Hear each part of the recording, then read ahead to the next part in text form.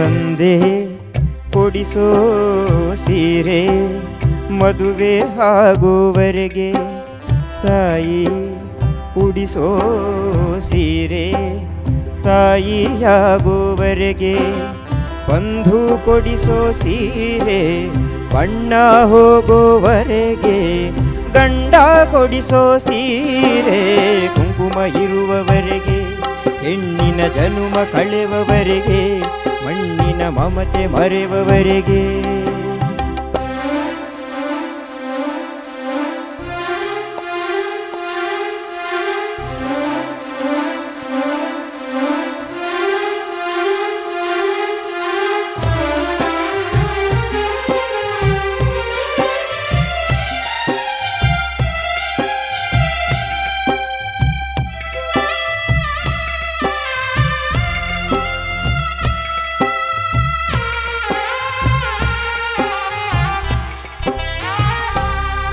ಭೂಮಿ ಎಂದು ಜನಭಾರ ಎನ್ನುವುದಿಲ್ಲ, ತಾಯಿ ಎಂದು ತನ್ನ ಮಗುವ ಬಿಡುವುದಿಲ್ಲ.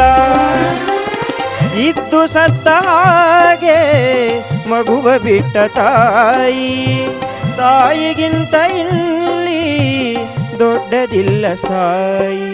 ಸೀತಾ ಮಾತೆ ಸ್ಥಾನ ಗಂಡನ ಅನುಸರಿಸಿದರೆ, ಗಂಗೆ ಗೌರಿ ಸ್ಥಾನ ಕಥೆಯ ಅನುಕರಿಸಿದರೆ, ಗಂಡ ಹೆಂಡತಿ ನಂಟು ಬ್ರಹ್ಮ ಹಾಕಿದ ಗಂಟು, ಹುಟ್ಟು ಸಾವಿನ ನಂಟು ಹೃದಯ ಬಿಡಿವವರೆಗೆ, ಹೆಣ್ಣಿನ ಜನುಮ ಕಳೆವವರೆಗೆ, ಬಾಳಿನ ಗುಟ್ಟು ತಿಳಿವವರೆಗೆ.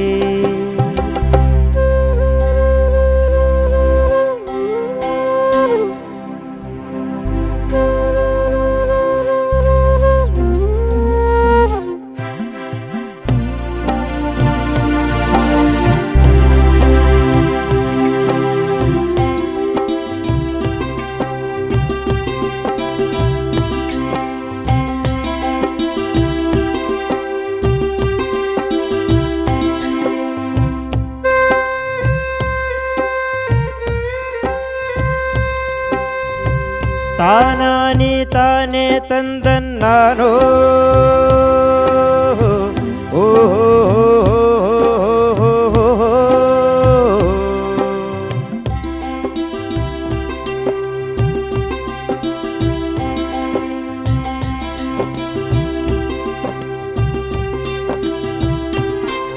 ಒಳ್ಳೆ ಮನಸ್ಸು ಇದ್ದರೇನೆ ಕಷ್ಟವಂತೆ, ಕರಗೋ ಹೃದಯ ಇದ್ದರಂತೂ ಚಿಂತೆಯಂತೆ.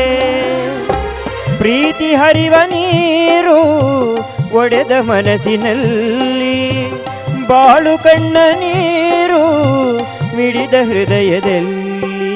ತಂದೆ ಕೊಡಿಸೋ ಸೀರೆ ಮದುವೆಯಾಗುವವರೆಗೆ, ತಾಯಿ ಉಡಿಸೋ ಸೀರೆ ತಾಯಿಯಾಗುವವರೆಗೆ, ಬಂಧು ಕೊಡಿಸೋ ಸೀರೆ ಬಣ್ಣ ಹೋಗುವವರೆಗೆ, ಗಂಡ ಕೊಡಿಸೋ ಸೀರೆ ಕುಂಕುಮ ಇರುವವರೆಗೆ, ಹೆಣ್ಣಿನ ಜನುಮ ಕಳೆವವರೆಗೆ, ಮಣ್ಣಿನ ಮಮತೆ ಮರೆವವರೆಗೆ.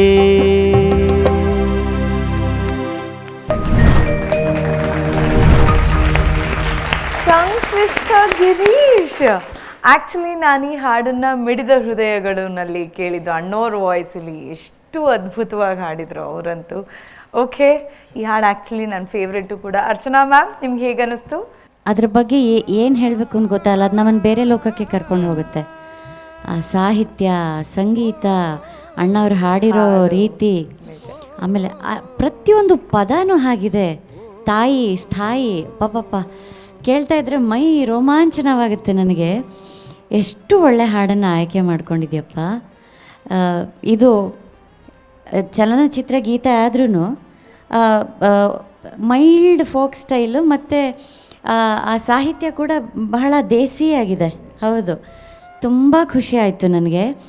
ಸ್ಟಾರ್ಟಿಂಗಲ್ಲಿ ಆಲಾಪ್ ಮಾತ್ರ ನೀನು ಸ್ವಲ್ಪ ಎಡವಟ್ಟಾಯಿತು. ಕೊನೆಯ ಸೆಕೆಂಡ್ ಹಾಫ್ ಒಂದು ಸ್ವಲ್ಪ ಅದರ ಜಾಗದಲ್ಲಿ ಕೂರಲಿಲ್ಲ ಸ್ವರಗಳು. ಆಲಾಪ್ ಮಾತ್ರ ಒಂದ್ಸಲಿ ಸ್ಲೋ ಸ್ಪೀಡಲ್ಲಿ ಮಾಡು ನೋಡೋಣ. ಶ್ರುತಿ ಕೊಡಿ.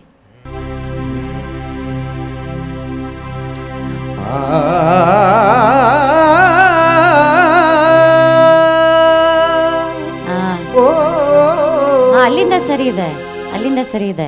ಅದೇ ಒಂದು ಆರೋಹಣ ಮಾಡ್ತೀಯಲ್ಲ, ಅದು ಮೇಲಕ್ಕೆ ಹೋಗಿ ನಿಲ್ಲುವಾಗಲೂ ಕೂಡ ಫ್ಲ್ಯಾಟ್ ಆಯಿತು. ಆ್ಯಂಡ್ ಕೊನೆಯ 3-4 ಸ್ವರಗಳು ಅದರ ಜಾಗದಲ್ಲಿ ಕೂರಲಿಲ್ಲ. ಸೊ ಅದೊಂದು ಸ್ವಲ್ಪ ನೀನು ನೋಡ್ಕೋಬೇಕಿತ್ತು ಸ್ಟಾರ್ಟಿಂಗಲ್ಲಿ. ಇನ್ನೂ ಒಂದು 10 ಸಲ ಪ್ರಾಕ್ಟೀಸ್ ಮಾಡಿಬಿಟ್ಟು ಆಮೇಲೆ ಚರಣದಲ್ಲಿ ನಿನಗೆ ಸ್ವಲ್ಪ ರೇಂಜ್ ರೀಚ್ ಆಗೋದು ಕಷ್ಟ ಆಗ್ತಿತ್ತು ಅಂತ ನನಗನ್ನಿಸ್ತು. ಯಾಕಂದರೆ ಸ್ವಲ್ಪ ಫ್ಲ್ಯಾಟ್ ಆಗ್ತಾಯಿತ್ತು.